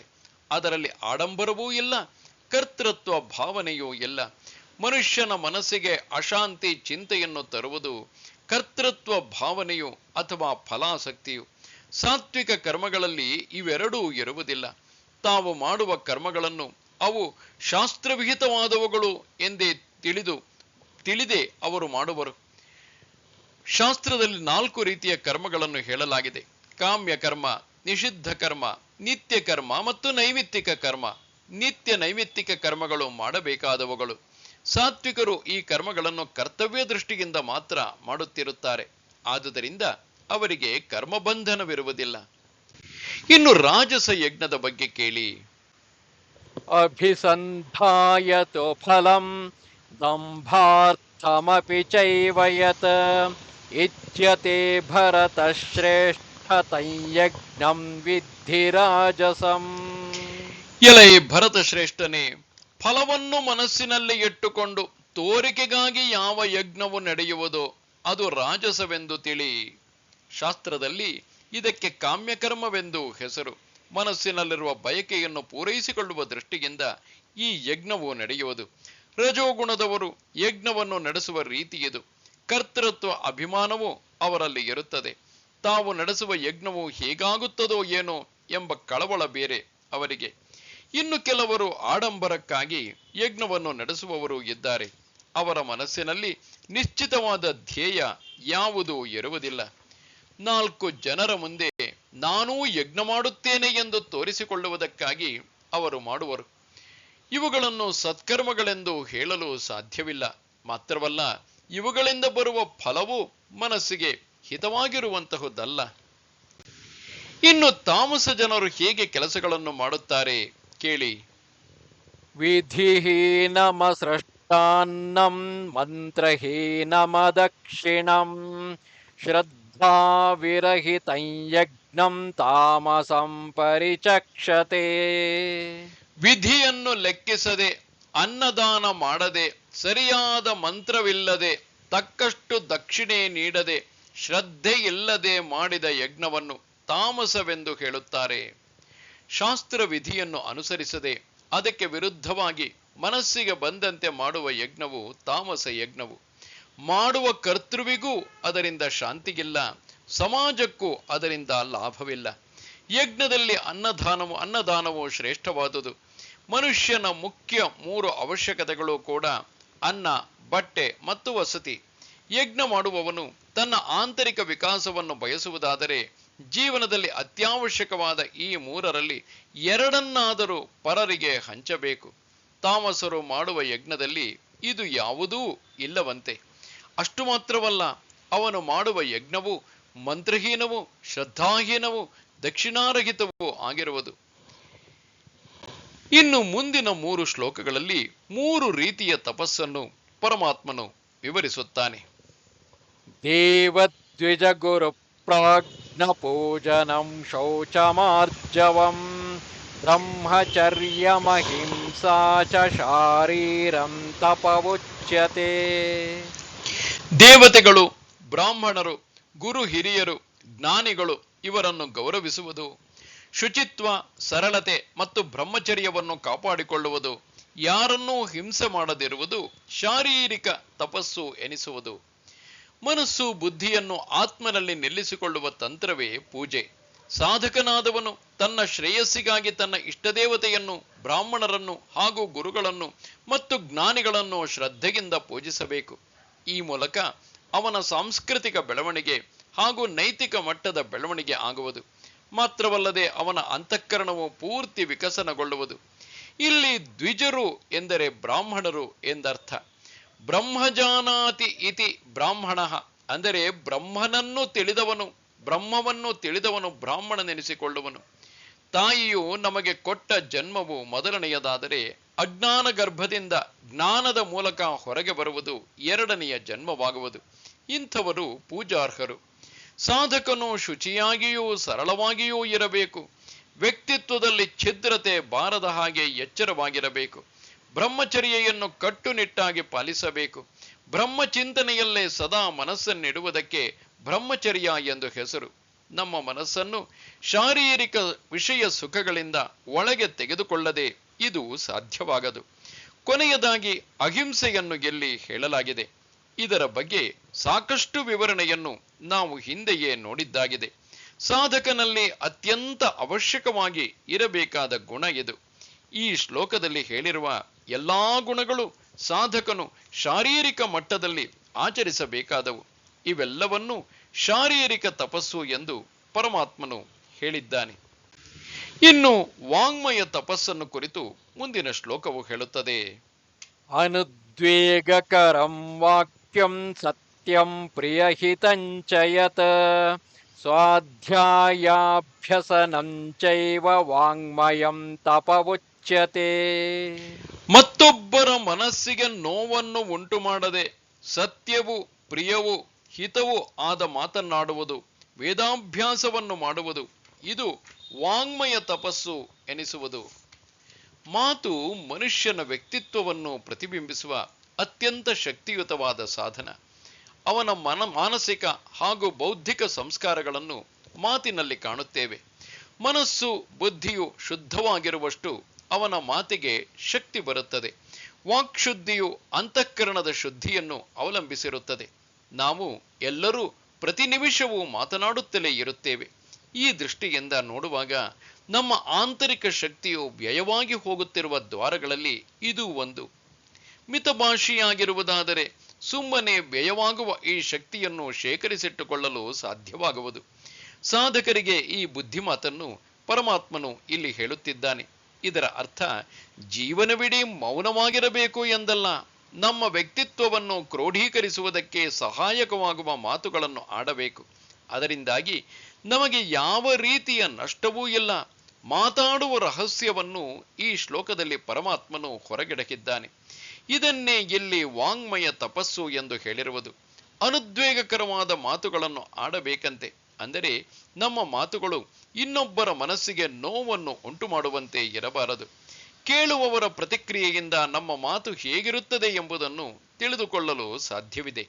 ಎಷ್ಟೋ ಜನರು ತಮ್ಮ ಕೆಟ್ಟ ಮಾತುಗಳಿಂದಾಗಿ ತಮ್ಮ ಗೆಳೆಯರಿಂದ, ಬಂಧು ಬಳಗದವರಿಂದ ದೂರವಾದುದುಂಟು. ಮಾತು ಮಾಣಿಕ್ಯದಂತಿರಬೇಕು ಎಂಬ ಗಾದೆಯ ನುಡಿಯಿದೆ. ನಾವು ಆಡುವ ಮಾತುಗಳು ಸತ್ಯವೂ ಪ್ರಿಯವೂ ಹಿತವೂ ಆಗಿರಬೇಕು. ನಮ್ಮ ಭಾವನೆಗಳನ್ನು ಇನ್ನೊಬ್ಬರಿಗೆ ತಿಳಿಸುವುದಕ್ಕಾಗಿ ಮಾತನಾಡುತ್ತೇವೆ. ಮಾತನಾಡಿದವನಿಗೂ ಅದರಿಂದ ತೃಪ್ತಿ ಇರಬೇಕು, ಕೇಳುವವರಿಗೂ ಅದು ಹಿತವಾಗಿರಬೇಕು. ಇದ್ದುದನ್ನು ಇದ್ದ ಹಾಗೆ ಹೇಳುವುದು ಸತ್ಯವಾದರೆ ಅದಕ್ಕೆ ಏನೇನೋ ಬಣ್ಣ ಹಚ್ಚಿ ತಿರುಗಿಸಿ ಹೇಳುವುದು ಸುಳ್ಳಾಗುತ್ತದೆ. ಸತ್ಯವನ್ನೇ ಆಡುವುದರಲ್ಲೂ ಕ್ರಮವಿದೆ. ಇನ್ನೊಬ್ಬರಿಗೆ ನೋವಾಗುವ ರೀತಿಯಲ್ಲಿ ಸತ್ಯವನ್ನು ಆಡುವುದಲ್ಲ. ಆಗ ಮೌನವಾಗಿದ್ದರೆ ಒಳಿತು. ನಾವು ಆಡುವ ಮಾತುಗಳು 4 ಜನರಿಗೆ ಉಪಯೋಗ ಆಗುವಂತಿರಬೇಕು. ಹರಟೆ ಹೊಡೆಯುವ ಚಟ ಸಾಮಾನ್ಯವಾಗಿ ಎಲ್ಲರಲ್ಲೂ ಇದೆ. ಇದು ನಮ್ಮ ಆಂತರಿಕ ಶಕ್ತಿ ಸಾಮರ್ಥ್ಯವನ್ನು ಸುಮ್ಮನೆ ವ್ಯರ್ಥಗೊಳಿಸುವ ದಾರಿಯಷ್ಟೇ. ಅದರಿಂದ ಯಾರಿಗೂ ಉಪಯೋಗವಿಲ್ಲ. ಒಳ್ಳೆಯ ಉಪಚಾರಗಳನ್ನು ಮಾತ್ರ ಮಾಡುವವನು ಇರುವುದಾದರೆ ಅವನನ್ನು ವಾಕ್ತಪಸ್ವಿ ಎಂದು ಕರೆಯಬಹುದು. ಪ್ರತಿನಿತ್ಯವೂ ಸ್ವಾಧ್ಯಾಯವನ್ನು ಮಾಡಬೇಕು ಎಂದು ಇಲ್ಲಿ ಒತ್ತಿ ಹೇಳಿದೆ. ಶ್ರುತಿ ಸ್ಮೃತಿ ಗ್ರಂಥಗಳನ್ನು ನಿತ್ಯವೂ ಗಟ್ಟಿಯಾಗಿ ಓದುವುದು ಸ್ವಾಧ್ಯಾಯವೆನಿಸುವುದು. ಇದು ನಾಲಿಗೆಗೆ ಭೂಷಣವಾದ ಸಾಧನ. ಹೀಗೆ ಅಧ್ಯಯನ ಮಾಡುವುದರಿಂದ ಮನಸ್ಸು ಕೂಡ ಅದೇ ವಿಚಾರಗಳ ಬಗ್ಗೆ ಮೆಲುಕು ಹಾಕುತ್ತಿರುತ್ತದೆ. ಹೀಗೆ ಆಡುವ ಮಾತನ್ನು ಶಿಸ್ತಿಗೊಳಪಡಿಸುವುದಕ್ಕೆ ತಪಸ್ಸು ಎಂದು ಎಲ್ಲಿ ಹೇಳಿರುವುದು. ಶ್ಲೋಕದ ಮೊದಲನೆಯ ಮಾತನ್ನು ಮಿತಿಗೊಳಿಸುವ ವಿಧಾನವನ್ನು, ಮತ್ತೆ ಶ್ಲೋಕದ 2ನೆಯ ಪಾದವು ನಾಲಿಗೆಯನ್ನು ಎಲ್ಲಿ ಉಪಯೋಗಿಸಬೇಕು ಎಂಬುದನ್ನು ಸ್ಪಷ್ಟವಾಗಿ ಹೇಳುತ್ತದೆ. ಇನ್ನು ಮಾನಸ ತಪಸ್ಸನ್ನು ಮುಂದಿನ ಶ್ಲೋಕದಲ್ಲಿ ಚರ್ಚಿಸಲಾಗಿದೆ. ಮನಃ ಪ್ರಸಾದ ಸೌಮ್ಯತ್ವಂ ಮೌನಮಾತ್ಮ ವಿನಿಗ್ರಹಃ ಭಾವ ಸಂಶುದ್ಧಿರಿತ್ಯೇತತ್ ತಪೋ ಮಾನಸಮುಚ್ಯತೆ. ಮನಸ್ಸನ್ನು ನಿರ್ಮಲವಾಗಿಟ್ಟುಕೊಂಡಿರುವುದು, ಸೌಮ್ಯತ್ವ, ಮೌನ, ಮನಸ್ಸಿನ ಹತೋಟಿ, ಕಾಪಟ್ಯವಿಲ್ಲದೆ ಶುದ್ಧವಾಗಿರುವುದು, ಇದು ಮಾನಸ ತಪಸ್ಸು ಎನಿಸುವುದು. ಈ ಶ್ಲೋಕದಲ್ಲಿ 5 ಶ್ರೇಷ್ಠ ಮೌಲ್ಯಗಳನ್ನು ಹೇಳಲಾಗಿದೆ. ಈ 5 ಯಾರು ಅನುಸರಿಸುತ್ತಾನೋ ಅವನನ್ನು ಮಾನಸ ತಪಸ್ವಿ ಎಂದು ಇಲ್ಲಿ ಕರೆಯಲಾಗಿದೆ. ಮನಸ್ಸು ಪ್ರಸನ್ನವಾಗಿರಬೇಕಾದರೆ ಅದಕ್ಕೆ ಪ್ರಪಂಚದ ಬಗೆಗಿನ ಸರಿಯಾದ ಜ್ಞಾನವಿರಬೇಕು. ಪ್ರಪಂಚವು ಮಿಥ್ಯ, ಆತ್ಮನೊಬ್ಬನೇ ಸತ್ಯ ಎಂಬ ನಿಶ್ಚಯ ಜ್ಞಾನ ಅದಕ್ಕಿರುವುದಾದರೆ ಅದು ಯಾವಾಗಲೂ ಪ್ರಸನ್ನವಾಗಿರುತ್ತದೆ. ಈ ಜ್ಞಾನವಿಲ್ಲದವನ ಮನಸ್ಸು ಸದಾ ವಿಷಯ ಪ್ರಪಂಚದ ಕಡೆಗೆ ಓಡುತ್ತಿರುತ್ತದೆ. ಮನಸ್ಸನ್ನು ಹಿಡಿಯಬೇಕಾದರೆ ಬುದ್ಧಿಯಿಂದ ಮಾತ್ರ ಸಾಧ್ಯ. ಬುದ್ಧಿಗೆ ಸರಿಯಾದ ಶಿಕ್ಷಣವನ್ನು ಕೊಡುವುದರ ಮೂಲಕ ಇದನ್ನು ಸಾಧಿಸಬಹುದು. ಬುದ್ಧಿಯನ್ನು ಆತ್ಮಚಿಂತನೆಗೆ ಒಳಪಡಿಸಬೇಕು. ಆಗ ಮನಸ್ಸು ಸದಾ ಪ್ರಸನ್ನವಾಗಿರುವುದು. ಮನಸ್ಸು ಪ್ರಸನ್ನವಾಗಿರುವಾಗ ವ್ಯಕ್ತಿಯ ನಡೆ ನುಡಿಗಳಲ್ಲಿ ಸೌಮ್ಯತ್ವವು ಹಾಸುಹೊಕ್ಕಾಗಿ ಕಂಡುಬರುವುದು. ಇಡೀ ಪ್ರಪಂಚವು ಪರಮಾತ್ಮನದೇ ವ್ಯಕ್ತರೂಪ ಎಂದು ತಿಳುವಳಿಕೆ ಅವನಿಗೆ ಇರುವುದರಿಂದ ಅವನು ಎಲ್ಲರನ್ನೂ ಪ್ರೇಮಿಸುತ್ತಾನೆ. ಎಲ್ಲರ ಜೊತೆಗೂ ನಯ ವಿನಯದಿಂದ ವರ್ತಿಸುತ್ತಾನೆ. ಅವನು ಮಿತಭಾಷಿಯಾಗುತ್ತಾನೆ. ಹಿಂದಿನ ಶ್ಲೋಕದಲ್ಲಿ ವಾಂಗ್ಮಯ ತಪಸ್ಸಿನ ಬಗ್ಗೆ ಹೇಳುವಾಗಲೂ ಮೌನದ ಬಗ್ಗೆ ಪರಮಾತ್ಮನು ಹೇಳಿದ್ದನು. ಇಲ್ಲೂ ಹೇಳುತ್ತಿದ್ದಾನೆ. ಇದರರ್ಥ ಮಾನಸಿಕ ಮಟ್ಟದಲ್ಲೂ ಕೂಡ ನಾವು ಮೌನವನ್ನು ಧರಿಸಬೇಕು ಎಂಬುದೇ ಆಗಿದೆ. ಆಂತರಿಕ ಶಾಂತಿಯೇ ಈ ಮೌನ. ಮುನಿಯ ಮಾನಸಿಕ ಸ್ಥಿತಿಯನ್ನು ಮೌನವೆಂದು ನಾವು ಗ್ರಹಿಸಬಹುದು. ಮನಸ್ಸಿನ ಪ್ರಸನ್ನತೆ, ಸೌಮ್ಯತ್ವ ಹಾಗೂ ಮನಸ್ಸಿನ ಶಾಂತಿ ಈ 3 ಆತ್ಮ ಸಂಯಮಿಗೆ ಮಾತ್ರ ಸಿಗುವುದು. ಇಂದ್ರಿಯಗಳ ಹಾಗೂ ಮನಸ್ಸಿನ ಹತೋಟಿಗೆ ಆತ್ಮ ಸಂಯಮ ಎಂದು ಹೆಸರು. ಇದರ ಜೊತೆಗೆ ಭಾವಶುದ್ಧಿಯೂ ಬೇಕು. ಸಾಧಕನಿಗೆ ತನ್ನ ಜೀವನದ ಧ್ಯೇಯವು ಸ್ಪಷ್ಟವಾಗಿರಬೇಕು. ಧ್ಯೇಯವು ಸ್ಪಷ್ಟವಾಗಿ ಇರದಿದ್ದರೆ ಸಾಧನೆಯು ಸರಿಯಾಗುವುದಿಲ್ಲ. ಮಾನವನ ಪರಮ ಪುರುಷಾರ್ಥ ಆನಂದವನ್ನು, ಅಂದರೆ ಮೋಕ್ಷವನ್ನು ಗಳಿಸುವುದು. ಇದು ಪ್ರಾಪಂಚಿಕ ವಸ್ತುಗಳಲ್ಲಿ ಇರುವಂತಹದ್ದಲ್ಲ. ಇದು ಆತ್ಮನ ಸ್ವರೂಪ. ಇದನ್ನು ಪಡೆಯುವುದೇ ನನ್ನ ಜೀವನದ ಪರಮುಖ್ಯವಾದ ಗುರಿ ಎಂಬುದನ್ನು ಅವನು ತಿಳಿದಿರಬೇಕು. ಧ್ಯೇಯದ ಚಿತ್ರಣ ಸ್ಪಷ್ಟವಾಗಿದ್ದಾಗ ಸಾಧನೆಯು ಸುಲಭವಾಗುವುದು. ಸಾಧನೆಗೆ ಬೇಕಾದ ಸ್ಫೂರ್ತಿಯು ದೊರಕುವುದು. ಹೀಗೆ ಮೇಲಿನ 3 ಶ್ಲೋಕಗಳಲ್ಲಿ ಶಾರೀರಿಕ, ವಾಚಿಕ ಮತ್ತು ಮಾನಸಿಕ ತಪಸ್ಸಿನ ಬಗ್ಗೆ ಹೇಳುತ್ತಾ ನಿಜವಾದ ತಪಸ್ಸು ಎಂದರೇನು ಎಂಬುದನ್ನು ಪರಮಾತ್ಮನು ವಿವರಿಸಿದ್ದಾನೆ. ಪ್ರಪಂಚದಲ್ಲಿ ಜನರು ಅವರವರ ಸಾಧನೆಗಳಿಗೆ, ಗುಣಗಳಿಗೆ ಅನುಸಾರವಾಗಿ ತಪಸ್ಸನ್ನು ಆಚರಿಸುತ್ತಾರೆ ಎಂದು ಪರಮಾತ್ಮನು ಮುಂದೆ ಹೇಳುವವನಿದ್ದಾನೆ. ಶ್ರದ್ಧಯಾ ಪರಯಾ ತಪ್ತಂ ತಪಸ್ತತ್ರಿವಿಧಂ ನರೈಃ ಅಫಲಾಕಾಂಕ್ಷಿಭಿರ್ಯುಕ್ತೈಃ ಸಾತ್ವಿಕಂ ಪರಿಚಕ್ಷತೆ.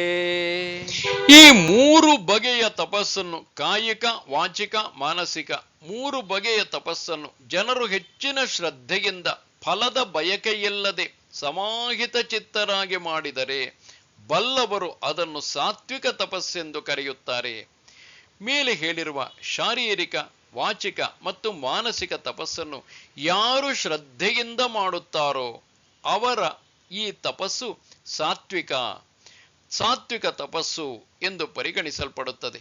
ತನ್ನ ಮನಸ್ಸಿನ ಶುದ್ಧಿಗಾಗಿ ಮಾತ್ರವಲ್ಲದೆ ಬೇರೆ ಯಾವ ಫಲಾಪೇಕ್ಷೆಯನ್ನೂ ಇಟ್ಟುಕೊಳ್ಳದೆ ಅವರು ತಪಸ್ಸನ್ನು ಮಾಡಬೇಕು. ಶುದ್ಧ ಮನಸ್ಸಿನಿಂದ ಯಾವನು ಹೀಗೆ ತಪಸ್ಸನ್ನು ಮಾಡುತ್ತಾನೋ ಅವನು ಫಲದ ಬಗ್ಗೆ ಚಿಂತಿಸುವ ಅಗತ್ಯವಿಲ್ಲ, ಏಕೆಂದರೆ ಫಲವು ಅಲ್ಲಿಯೇ ಇದೆ. ಸತ್ಕಾರಮಾನ ಪೂಜಾರ್ಥಂ ತಪೋದಂಭೇನ ಚೈವ ಯತ್ ಕ್ರಿಯತೆ ತದಿಹ ಪ್ರೋಕ್ತಂ ರಾಜಸಂ ಚಲಮಧ್ರುವಂ.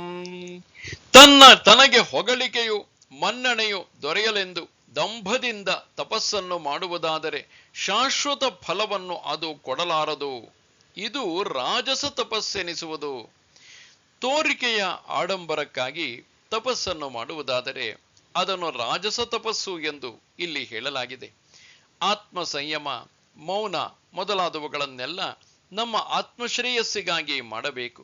ಅದು ಬಿಟ್ಟು ದಂಭಾಚಾರಕ್ಕಾಗಿ ಮಾಡುವುದಾದರೆ ಅದರಿಂದ ಮಾಡುವವನಿಗೆ ಯಾವ ಪ್ರಯೋಜನವೂ ಇಲ್ಲ.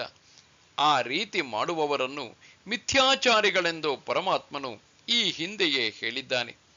ತಮ್ಮ ಹೆಸರು ದಿನಪತ್ರಿಕೆಯಲ್ಲಿ ಬರಬೇಕು, ತಮ್ಮನ್ನು ಜನರು ಧಾರ್ಮಿಕ ವ್ಯಕ್ತಿಗಳೆಂದು ಗೌರವಿಸಬೇಕು ಎಂಬುದೇ ಅವರು ಮಾಡುವ ತಪಸ್ಸಿನ ಉದ್ದೇಶ. ಹೀಗೆ ಮಾಡುವುದರಲ್ಲಿ ತಪ್ಪೇನಿದೆ ಎಂದು ಯಾರಾದರೂ ಕೇಳಬಹುದು. ಗೀತಾಚಾರ್ಯನು ಇಲ್ಲಿ ಸ್ಪಷ್ಟವಾಗಿ ಉತ್ತರಿಸುತ್ತಾನೆ, ಚಂಚಲವೂ ಅಶಾಶ್ವತವೂ ಆದ ಫಲವು ದೊರಕುವುದು ಎಂದು.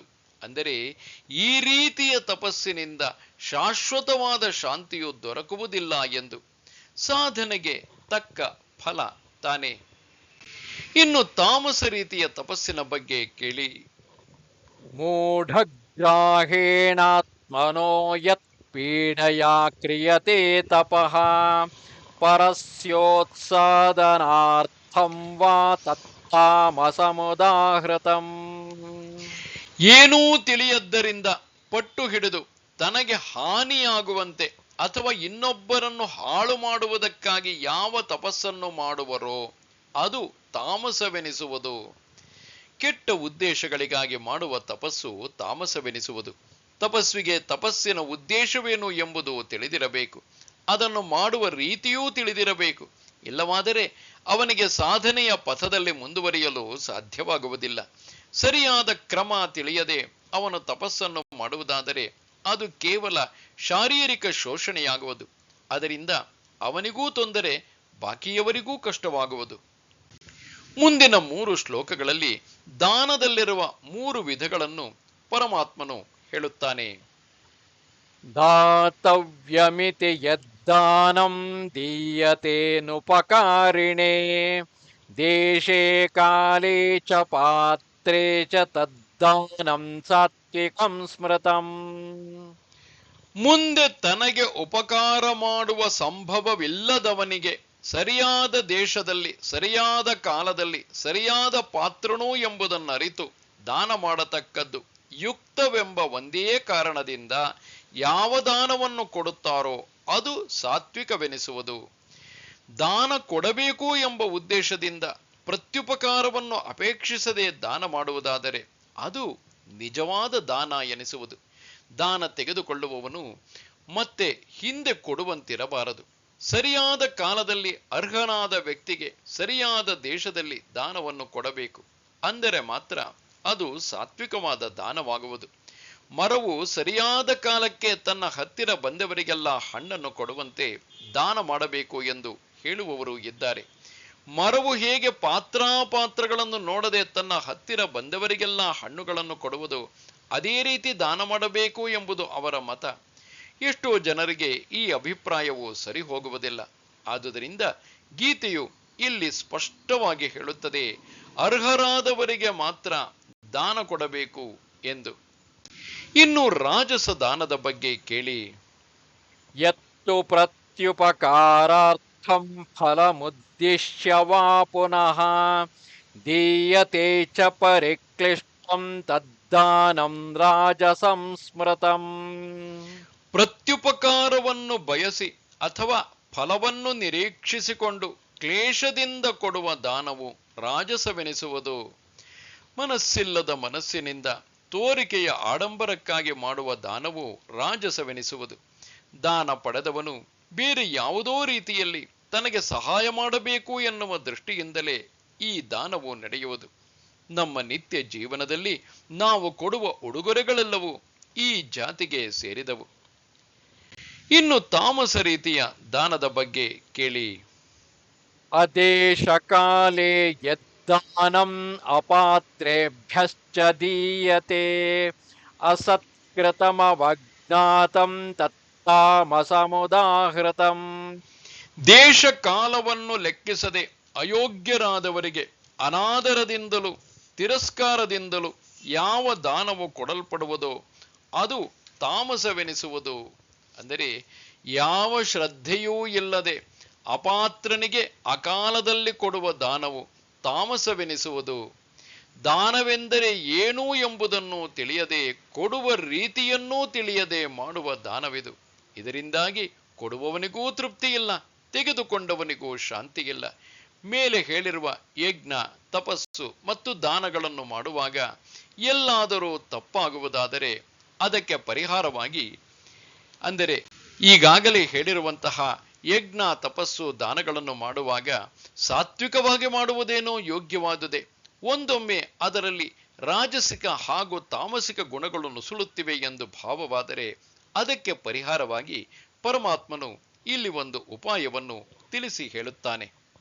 ಓಂ ತತ್ಸದಿತಿ ನಿರ್ದೇಶ ಬ್ರಹ್ಮಣಸ್ತ್ರಿವಿಧ ಸ್ಮೃತಃ ಬ್ರಾಹ್ಮಣಸ್ತೇನ ವೇದಾಶ್ಚ ಯಜ್ಞಾಶ್ಚ ವಿಹಿತಾಃ ಪುರಾ. ಓಂ ತತ್ ಸತ್ ಎಂದು ಬ್ರಹ್ಮಕ್ಕೆ 3 ಬಗೆಯ ಹೆಸರುಂಟೆಂದು ಬಲ್ಲವರು ಹೇಳುತ್ತಾರೆ. ಪೂರ್ವದಲ್ಲಿ ಬ್ರಾಹ್ಮಣರು, ವೇದಗಳು, ಯಜ್ಞಗಳು ಅದರಿಂದಲೇ ನಿರ್ಮಿತವಾಗಿವೆ. ಇಲ್ಲಿ ಓಂ ತತ್ ಸತ್ ಎಂಬ ಈ 3 ಪರಬ್ರಹ್ಮನನ್ನು ನಿರ್ದೇಶಿಸುವ ಶಬ್ದಗಳು. ಧಾರ್ಮಿಕ ವಿಧಿಗಳಲ್ಲಿ ಈ 3 ಉಚ್ಚರಿಸುವುದರಿಂದ ಏನು ಹೆಚ್ಚು ಕಡಿಮೆಯಾಗಿದ್ದರೂ ಅದು ಪರಿಹಾರವಾಗುವುದು. ಕರ್ಮ ಫಲವು ಮಾಡುವ ಕರ್ಮವನ್ನು ಮಾತ್ರ ಅವಲಂಬಿಸಿರದೆ ಕರ್ತೃವಿನ ಉದ್ದೇಶವನ್ನು ಅವಲಂಬಿಸಿರುತ್ತದೆ. ಕರ್ಮವನ್ನು ಸರಿಯಾಗಿ ಮಾಡಿದರೂ ಅದರ ಉದ್ದೇಶವು ಕೆಟ್ಟದ್ದಿರುವುದಾದರೆ ಅಪೇಕ್ಷಿಸಿದ ಫಲವು ಬಾರದು. ಕರ್ಮವನ್ನು ಮಾಡುವಾಗ ಎಲ್ಲರೂ ಮಾಡುವ ಕರ್ಮಗಳು ನೋಡುವವರಿಗೆ ಒಂದೇ ರೀತಿಯಾಗಿ ಕಾಣಬಹುದು, ಆದರೆ ಅವರಿಗೆ ಸಿಗುವ ಫಲವು ಮಾತ್ರ ಬೇರೆ ಬೇರೆಯಾಗಿರುತ್ತದೆ. ಏಕೆಂದರೆ ಅವರ ಮನಸ್ಸಿನ ಭಾವನೆಯು ಒಂದೇ ರೀತಿಯದಾಗಿತ್ತು. ಕೆಲಸವನ್ನು ಆರಂಭಿಸುವ ಮೊದಲು ಪರಮಾತ್ಮನನ್ನು ಸ್ಮರಿಸುವುದರಿಂದ ಮನಸ್ಸು ಒಳ್ಳೆಯ ಭಾವನೆಯನ್ನು ತಳೆಯುವುದು. ಭಾವನೆಗೆ ತಕ್ಕಂತೆ ಸರಿಯಾದ ಫಲವು ಲಭಿಸುವುದು. ಅದಕ್ಕಾಗಿ ಯಾವುದೇ ಕಾರ್ಯಕ್ರಮದಲ್ಲಿ ಮೊದಲನೆಯದಾಗಿ ಪ್ರಾರ್ಥನೆಯನ್ನು ಮಾಡುವುದು ಸಂಪ್ರದಾಯವಾಗಿ ನಡೆದು ಬಂದಿದೆ. ಓಂ ತತ್ ಸತ್ ಎನ್ನುವುದು 3 ಶಬ್ದಗಳ ಒಂದು ಗುಂಪು. ಪ್ರತಿಯೊಂದು ಶಬ್ದವು ಪರಬ್ರಹ್ಮನನ್ನು ನಿರ್ದೇಶಿಸುವ ಶಬ್ದ. 3 ಶಬ್ದಗಳು ಪರಬ್ರಹ್ಮನ ನಿರ್ಗುಣ ಸ್ವರೂಪವನ್ನು ನಿರ್ದೇಶಿಸುತ್ತವೆ. ಓಂ ಎಂದರೆ ಶುದ್ಧ ಚೈತನ್ಯ ಸ್ವರೂಪದ ಪರಮಾತ್ಮನೆಂದು, ತತ್ ಎಂದರೆ ಮೋಕ್ಷ ಪದವೆಂದು, ಸತ್ ಎಂದರೆ ತ್ರಿಕಾಲ ಅಬಾಧಿತ ವಸ್ತುವೆಂದು ಅರ್ಥವಾಗುವುದು. ಹೀಗೆ ಸಚ್ಚಿದಾನಂದ ಸ್ವರೂಪನಾದ ಪರಮಾತ್ಮನನ್ನು ಓಂ ತತ್ಸತ್ ಎಂದು ಹೇಳುವ ಮೂಲಕ ಸ್ಮರಿಸುವುದರಿಂದ ಮನಸ್ಸು ಶುದ್ಧವಾಗುವುದು. ಅಲ್ಲಿಂದ ಮುಂದೆ ಕೆಲಸಗಳನ್ನು ಆರಂಭಿಸುವುದಾದರೆ ಅವೆಲ್ಲವೂ ಯಶಸ್ವಿಯಾಗಿ ನೆರವೇರುತ್ತವೆ ಎಂದು ಇಲ್ಲಿ ಹೇಳಿದೆ. ಆ ಪರಮಾತ್ಮನಿಂದಲೇ ವರ್ಣಾಶ್ರಮ ಧರ್ಮಗಳು, ಎಲ್ಲ ವೇದಗಳು ಮತ್ತು ಯಜ್ಞಗಳು ಬಂದಿರುವುದರಿಂದ ಮನುಷ್ಯನು ಮಾಡುವ ಎಲ್ಲ ಚಟುವಟಿಕೆಗಳನ್ನು ಮುಖ್ಯವಾಗಿ 4 ವಿಭಾಗವಾಗಿ ವಿಂಗಡಿಸಬಹುದು. 1. ಶರೀರವನ್ನು ಕಾಪಾಡಿಕೊಳ್ಳುವುದಕ್ಕಾಗಿ ಊಟ ಮಾಡುವುದು. 2ನೇಯದು ಸಮಾಜದ ಎಲ್ಲರ ಶ್ರೇಯಸ್ಸಿಗಾಗಿ ಮಾಡುವ ಕೆಲಸಗಳು, ಇವನ್ನು ಯಜ್ಞವೆಂದು ಕರೆಯುತ್ತಾರೆ. 3ನೇಯದು ಅರ್ಹರಿಗೆ ಸಹಾಯ ಮಾಡುವ ಕೆಲಸ, ದಾನವೆಂದು ಹೇಳುತ್ತಾರೆ. 4ನೇಯದು ತನ್ನ ಶ್ರೇಯಸ್ಸಿಗಾಗಿ ಇಂದ್ರಿಯ, ಮನಸ್ಸು, ಬುದ್ಧಿಗಳನ್ನು ಹತೋಟಿಯಲ್ಲಿ ಇಟ್ಟುಕೊಳ್ಳುವ ಸಾಧನೆ, ತಪಸ್ಸು ಎಂದು ಹೇಳುತ್ತಾರೆ. ಈ 4ನ್ನೂ ಮಾಡುವಾಗಲೂ ಪ್ರಾರ್ಥನೆಯನ್ನು ಮಾಡಿಯೇ ಮುಂದುವರಿಯಬೇಕು ಎಂದು ಪರಮಾತ್ಮನು ಇಲ್ಲಿ ಹೇಳುತ್ತಿದ್ದಾನೆ. ಇನ್ನು ಓಂಕಾರವನ್ನು ಯಾವಾಗ ಉಚ್ಚರಿಸಬೇಕು ಎಂಬುದನ್ನು ಕೇಳಿ. ತಸ್ಮಾದೋಮಿತ್ಯುದಾಹೃತ್ಯ ಯಜ್ಞದಾನ ತಪಃ ಕ್ರಿಯಾಃ ಪ್ರವರ್ತಂತೆ ವಿಧಾನೋಕ್ತಾಃ ಸತತಂ ಬ್ರಹ್ಮವಾದಿನಾಂ. ಆದ್ದರಿಂದ ವೇದವಾದಿಗಳು ಮಾಡುವ ಯಜ್ಞ, ದಾನ, ತಪಸ್ಸುಗಳೆಂಬ ವಿಧ್ಯುಕ್ತ ಕರ್ಮಗಳು ಯಾವಾಗಲೂ ಓಂ ಎಂದು ಹೇಳುವ ಬಳಿಕವೇ ಪ್ರಾರಂಭವಾಗುತ್ತವೆ. ನಮ್ಮ ಋಷಿಗಳು ಯಜ್ಞ, ದಾನ, ತಪ ಕ್ರಿಯೆಗಳನ್ನು ಆರಂಭಿಸುವ ಮೊದಲು ಓಂಕಾರದ ಮೂಲಕ ಪರಮಾತ್ಮನನ್ನು ಸ್ಮರಿಸಿಯೇ ಮಾಡುತ್ತಿದ್ದರು ಎಂದು ಇಲ್ಲಿ ಹೇಳಿದೆ. ಆಗಲೇ ನಾವು ಮಾಡುವ ಕೆಲಸಗಳಿಗೆ ಪವಿತ್ರತೆಯು ಬರುವುದು. ಪ್ರಣವವನ್ನು ಉಚ್ಚರಿಸುವುದರಿಂದ ಮನಸ್ಸು, ಬುದ್ಧಿಯನ್ನು ಅದರ ಅನಾತ್ಮ ತಾದಾತ್ಮ್ಯ ಸಂಬಂಧದಿಂದ ಬಿಡಿಸಿದ ಹಾಗಾಗುತ್ತದೆ. ಮನಸ್ಸು, ಬುದ್ಧಿಯು ಅನಾತ್ಮ ಸಂಬಂಧವನ್ನು ಬಿಟ್ಟಾಗ ಅದು ಆತ್ಮನಲ್ಲೇ ನೆಲೆ ನಿಂತಿರುವುದು. ಆಗ ನಾವು ಕೆಲಸವನ್ನು ಆರಂಭಿಸುವುದಾದರೆ ಅವೆಲ್ಲವೂ ಸರಿಯಾಗಿ ಆಗುವುದು. ತತ್ ಪದವನ್ನು ಯಾವಾಗ ಉಚ್ಚರಿಸುತ್ತಿದ್ದರು ಕೇಳಿ. ತದಿತ್ಯನಭಿಸಂಧಾಯ ಫಲಂ ಯಜ್ಞ ತಪಃ ಕ್ರಿಯಾಃ ದಾನ ಕ್ರಿಯಾಶ್ಚ ವಿವಿಧಾಃ ಕ್ರಿಯಂತೆ ಮೋಕ್ಷಕಾಂಕ್ಷಿಭಿಃ. ತತ್ ಎಂಬ ನಾಮಪದವನ್ನು ಹೇಳಿ ಫಲವನ್ನು ಬಯಸದೆ ವಿವಿಧವಾದ ಯಜ್ಞ, ದಾನ, ತಪ ಕರ್ಮಗಳನ್ನು ಮುಮುಕ್ಷುಗಳು ಮಾಡುವರು. ಮುಮುಕ್ಷುಗಳಾದವರು ಫಲದಾಶೆಯನ್ನು ಬಿಟ್ಟು ಯಜ್ಞ, ದಾನ, ತಪಸ್ಸುಗಳನ್ನು ಮಾಡುವರು. ಹೀಗೆ ಮಾಡುವುದರಿಂದ ಅವರ ವಾಸನೆಗಳು ಕ್ಷಯವಾಗುವವು. ಅವರು ತತ್ ಪದವನ್ನು ಉಚ್ಚರಿಸಿ ಯಜ್ಞಾದಿಗಳನ್ನು ಮಾಡುತ್ತಾರೆ. ತತ್ ಪದವು ಪರಮಾತ್ಮನನ್ನು ನಿರ್ದೇಶಿಸುವ ಪದ. ತತ್ ಪದವನ್ನು ಸ್ಮರಿಸಿಕೊಂಡು ಅವರು ತಮ್ಮ ಸಾಧನೆಯನ್ನು ಮಾಡುವುದರಿಂದ ಅವರ ಮನಸ್ಸು, ಬುದ್ಧಿಯು ಶುದ್ಧವಾಗುವುದು. ಸಂಕ್ಷೇಪದಲ್ಲಿ ಹೇಳುವುದಾದರೆ ಮುಮುಕ್ಷುಗಳಾದವರು ಈಶ್ವರಾರ್ಪಣ ಬುದ್ಧಿಯಿಂದ ತಮ್ಮ ಎಲ್ಲ ಕೆಲಸಗಳನ್ನು ನಿರ್ವಹಿಸುತ್ತಾರೆ ಎಂಬುದು ಇದರ ಅರ್ಥ. ಮುಂದೆ ಸತ್ ಪದವನ್ನು ಎಲ್ಲಿ ಉಪಯೋಗಿಸಲಾಗುತ್ತಿತ್ತು ಕೇಳಿ. ಸದ್ಭಾವೇ ಸಾಧುಭಾವೇ ಚ ಸದಿತ್ಯೇತತ್ ಪ್ರಯುಜ್ಯತೆ ಪ್ರಶಸ್ತೆ ಕರ್ಮಣಿ ತಥಾ ಸಚ್ರಬ್ಧಃ ಪಾರ್ಥಯುಜ್ಯತೆ. ಎಲೈ ಪಾರ್ಥನೆ, ಇರುವುದಕ್ಕೂ ಒಳ್ಳೆಯದಕ್ಕೂ ಸತ್ ಎಂದು ಹೇಳುತ್ತಾರೆ. ಉತ್ತಮವಾದ ಕರ್ಮಕ್ಕೂ ಸತ್ ಎಂಬ ಶಬ್ದವನ್ನು ಉಪಯೋಗಿಸುತ್ತಾರೆ. ಸತ್ ಪದವನ್ನು ಪರಮಾತ್ಮನನ್ನು ನಿರ್ದೇಶಿಸುವುದಕ್ಕೂ ಒಳ್ಳೆಯದನ್ನು ನಿರ್ದೇಶಿಸುವುದಕ್ಕೂ ಉಪಯೋಗಿಸುವುದುಂಟು. ಒಳ್ಳೆಯ ಕರ್ಮಗಳಿಗೂ ಸತ್ಕರ್ಮಗಳೆಂದು ಹೇಳುತ್ತಾರೆ. ನಮ್ಮ ನಿತ್ಯ ವ್ಯವಹಾರದಲ್ಲಿ ನಾವು ಸಾಪೇಕ್ಷಿಕ ಸತ್ಯತೆ ಇರುವ ಪ್ರಪಂಚದಲ್ಲಿ ಇರುತ್ತೇವೆ. ಸಾಧಕನಾದವನು ಪ್ರಪಂಚದ ವ್ಯವಹಾರದಲ್ಲಿ ತಾನು ಮೋಸ ಹೋಗಬಾರದೆಂಬ ದೃಷ್ಟಿಯಿಂದ ಒಳ್ಳೆಯದಾಗಿ ಕಾಣುವ ಎಲ್ಲದಕ್ಕೂ ಸತ್ ಪದವನ್ನು ಉಪಯೋಗಿಸುತ್ತಾನೆ. ಆ ಮೂಲಕವಾದರೂ ಸಾಪೇಕ್ಷಿಕ ಸತ್ಯತೆ ಇರುವ ಈ ಪ್ರಪಂಚದ ಅಧಿಷ್ಠಾನವಾದ ಸದ್ವಸ್ತುವನ್ನು ಸ್ಮರಿಸಿದಂತಾಗುವುದು. ಅಷ್ಟು ಮಾತ್ರವಲ್ಲದೆ ಯಜ್ಞೇ ತಪಸಿ ದಾನೇ ಚ ಸ್ಥಿತಿಃ ಸದಿತಿ ಚೋಚ್ಯತೆ ಕರ್ಮ ಚೈವ ತದರ್ಥೀಯಂ ಸದಿತ್ಯೇವಾಭಿಧೀಯತೆ. ಮನುಷ್ಯನಿಗೆ ಯಜ್ಞ, ದಾನ, ತಪಸ್ಸುಗಳಲ್ಲಿರುವ ಶ್ರದ್ಧೆಯನ್ನು ಸೂಚಿಸಲು ಸತ್ ಶಬ್ದವನ್ನು ಉಪಯೋಗಿಸುವುದಿದೆ. ಅಷ್ಟು ಮಾತ್ರವಲ್ಲದೆ ಯಜ್ಞ, ದಾನ, ತಪಸ್ಸುಗಳನ್ನು ಮಾಡುವುದಕ್ಕೂ ಸತ್ ಎಂಬ ಶಬ್ದವನ್ನು ಉಪಯೋಗಿಸುತ್ತಾರೆ. ಸಂಕ್ಷೇಪದಲ್ಲಿ ಹೇಳುವುದಾದರೆ, ಯಜ್ಞ ದಾನಾದಿಗಳನ್ನು ಸಾತ್ವಿಕವಾಗಿ ಮಾಡದಿದ್ದಾಗಲೂ ಓಂ ತತ್ಸತ್ ಎಂದು ಉಚ್ಚರಿಸಿ ಆಮೇಲೆ ಮಾಡುವುದಾದರೆ ಅವುಗಳಿಗೆ ಒಳ್ಳೆಯ ಫಲವು ಲಭಿಸುವುದು ಎಂದು ಇದರ ಅರ್ಥ. ಓಂ ತತ್ಸತ್ ಎಂದು ಉಚ್ಚರಿಸುವಾಗ ಅಲ್ಲಿಯ ತನಕ ಮನಸ್ಸು ಕಶ್ಮಲವಾಗಿದ್ದರೂ ಆ ಕೂಡಲೇ ಅದು ಸತ್ವಶುದ್ಧವಾಗುವುದು. ಅದು ತನ್ನ ದಂಭಾಹಂಕಾರವನ್ನು ಬಿಟ್ಟು ಬಿಡುವುದು.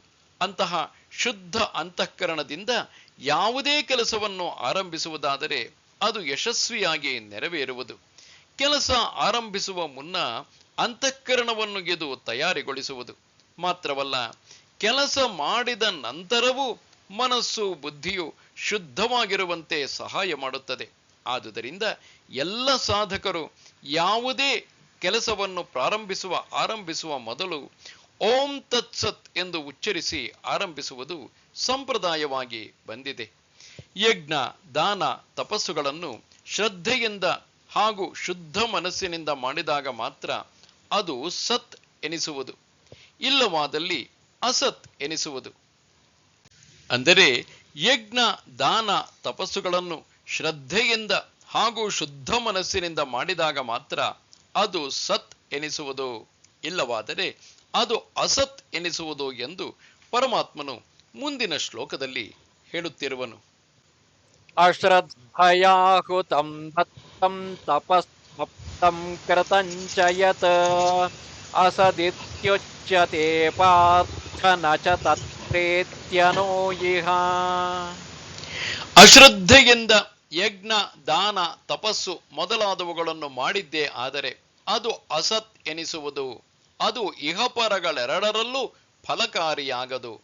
ಕೊನೆಯ ಈ ಶ್ಲೋಕದಲ್ಲಿ ಪರಮಾತ್ಮನು ಶ್ರದ್ಧೆಯ ಮಹತ್ವವನ್ನು ಮತ್ತೆ ಒತ್ತಿ ಹೇಳುತ್ತಿದ್ದಾನೆ. ಯಾವ ಕೆಲಸವೇ ಆಗಲಿ ಮನುಷ್ಯನು ಶ್ರದ್ಧೆಯಿಂದ ಮಾಡಿದರೆ ಮಾತ್ರ ಅದಕ್ಕೆ ಈ ಲೋಕದಲ್ಲೇ ಆಗಲಿ ಪರಲೋಕದಲ್ಲೇ ಆಗಲಿ ಸರಿಯಾದ ಫಲವು ಸಿಗುವುದು ಎಂದು ಹೇಳುತ್ತಾನೆ. ವ್ಯಕ್ತಿಯ ಜೀವನ ಅವನವನ ಬುದ್ಧಿಗೆ ಅನುಗುಣವಾಗಿ ಬುದ್ಧಿಯು ಸರಿಯಾದ ಜೀವನ ಮೌಲ್ಯಗಳನ್ನು ಗೌರವಿಸುವಂತಾದರೆ ಆಗ ಅದು ಎಲ್ಲಾ ಕೆಲಸಗಳನ್ನು ಶ್ರದ್ಧೆಯಿಂದ ಮಾಡುವುದು. ತತ್ ಫಲವಾಗಿ ಅದು ಯಶಸ್ಸನ್ನೇ ಗಳಿಸುವುದು. ಅಸಂಸ್ಕೃತ ಬುದ್ಧಿಗೆ ಯಶಸ್ಸು ಕನಸಿನ ಗಂಟಾಗುವುದು. ಏಕೆಂದರೆ ಅದು ಶ್ರದ್ಧಾರಹಿತವಾಗಿ ಕೆಲಸಗಳನ್ನು ಮಾಡುವುದರಿಂದ ಅದಕ್ಕೆ ದುಃಖ, ಅಶಾಂತಿಗಳೇ ಲಭಿಸುವವು. ಕೆಲಸಗಳನ್ನು ಅಶ್ರದ್ಧೆಯಿಂದ ಮಾಡುವುದಾದರೆ ಅಂತಹ ಕೆಲಸಗಳಿಗೆ ಅಸತ್ ಎಂದು ಹೆಸರು. ಆದುದರಿಂದ ಯಾವುದೇ ಕೆಲಸದಲ್ಲಿ ಶ್ರದ್ಧೆಯು ಅತ್ಯಂತ ಅಗತ್ಯ ಎಂಬುದಾಗಿ ಪರಮಾತ್ಮನು ಇಲ್ಲಿ ಹೇಳಿದ್ದಾನೆ. ಶ್ರದ್ಧೆಯಿಂದ ಮಾಡಿದ ಕೆಲಸಗಳು ಮಾತ್ರ ಇಹಪರಗಳೆರಡರಲ್ಲೂ ಫಲಕಾರಿಯಾಗುವುದು. ಯಾವುದೇ ಕಾರ್ಯಕ್ಷೇತ್ರದಲ್ಲಿ ಯಶಸ್ಸನ್ನು ಗಳಿಸಬೇಕಾದರೆ ಶ್ರದ್ಧೆಯು ಬೇಕೇ ಬೇಕು. ಪೂರ್ಣ ಶ್ರದ್ಧೆಯಿಂದ ಕಾರ್ಯನಿರತನಾದವನಿಗೆ ಮಾತ್ರ ಯಶಸ್ಸನ್ನು ಗಳಿಸಲು ಸಾಧ್ಯ. ಲೌಕಿಕ ಸಾಧನೆಯಲ್ಲಾಗಲಿ ಅಥವಾ ಪಾರಮಾರ್ಥಿಕ ಸಾಧನೆಯಲ್ಲಾಗಲಿ ಈ ನಿಯಮವು ಮಾತ್ರ ಒಂದೇ. ಶ್ರದ್ಧಾವಂತನಿಗೆ ಮಾತ್ರವೇ ಯಶಸ್ಸು ಲಭಿಸುವುದು. ಓಂ ತತ್ಸದಿತಿ ಶ್ರೀಮದ್ಭಗವದ್ಗೀತಾಸು ಉಪನಿಷತ್ಸು ಬ್ರಹ್ಮವಿದ್ಯಾಯಾಂ ಯೋಗಶಾಸ್ತ್ರೇ ಶ್ರೀಕೃಷ್ಣಾರ್ಜುನ ಸಂವಾದೆ ಶ್ರದ್ಧಾತ್ರಯ ವಿಭಾಗ ಯೋಗೋ ನಾಮ ಸಪ್ತದಶೋಧ್ಯಾಯಃ. ಓಂ ತತ್ಸತ್. ಇಲ್ಲಿಗೆ ಬ್ರಹ್ಮವಿದ್ಯೆಯನ್ನು ಯೋಗಶಾಸ್ತ್ರವನ್ನು ಒಳಗೊಂಡ ಶ್ರೀಕೃಷ್ಣಾರ್ಜುನರ ಸಂವಾದ ರೂಪದಲ್ಲಿರುವ ಉಪನಿಷತ್ತೆಂಬ ಶ್ರೀಮದ್ ಭಗವದ್ಗೀತೆಯಲ್ಲಿ ಶ್ರದ್ಧಾತ್ರಯ ವಿಭಾಗ ಯೋಗ ಎಂಬ ಹೆಸರಿನ 17ನೆಯ ಅಧ್ಯಾಯವು ಮುಗಿದುದು. ನಮಸ್ತೆ ಶಾರದೆ ದೇವಿ ಕಾಶ್ಮೀರ ಪುರವಾಸಿನಿ ತ್ವಾಮಹಂ ಪ್ರಾರ್ಥೆಯೇ ನಿತ್ಯಂ ವಿದ್ಯಾದಾನಂಚ ದೇಹಿಮೆ. ನಮಸ್ಕಾರ.